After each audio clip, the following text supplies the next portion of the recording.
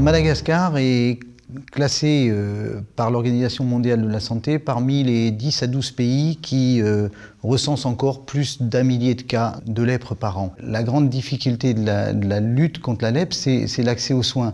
Madagascar ne déroge pas à ce problème. Presque 40% de la population n'a pas d'accès facilité aux soins. La Fondation Raoul Follereau s'inscrit résolument dans les stratégies définies par l'Organisation mondiale de la santé, donc avec 3 axes essentiels, c'est-à-dire un dépistage précoce pour rompre la chaîne de transmission.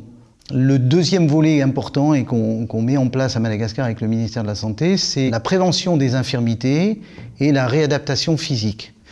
Puis les troisièmes actions que l'on mène, c'est des actions de réinsertion, resocialisation des malades, de lutte contre la stigmatisation.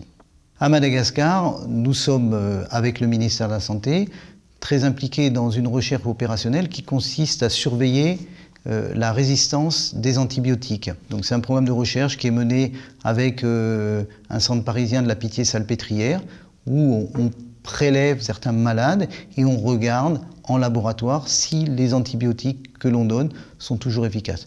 Ça, c'est un programme de l'OMS qui est suivi à Madagascar et qui est très important. Aujourd'hui, ce qui est rassurant, c'est qu'on a très peu de résistance aux antibiotiques. Donc on peut dire aujourd'hui que nos antibiotiques sont efficaces. Donc si on dépiste la lèpre précocement et qu'on la prend en charge, on guérit 100% de nos malades. Il y a une dizaine d'années, il y a eu des grosses campagnes d'élimination de la lèpre et on a réduit drastiquement le nombre de cas. On est passé de 7000 à peu près à 1500 cas par an. Aujourd'hui, on a une relative stagnation dans le nombre de cas qu'on dépiste. Mais aujourd'hui, il faut aller plus loin.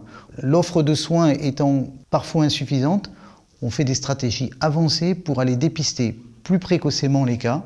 Et pour ça, on se déplace au-devant des villages, on fait des grandes campagnes d'information pour dire il faut que les gens vous allez consulter.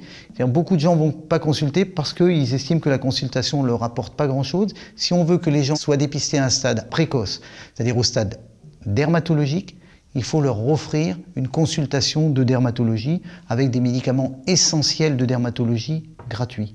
Donc voilà ce qu'on fait. On a encore 1500, 1600 cas dépistés par an. On voudrait à la limite en dépister 2 ou 3000 pendant quelques années pour ne plus en dépister que 400-500 dans 5 ans.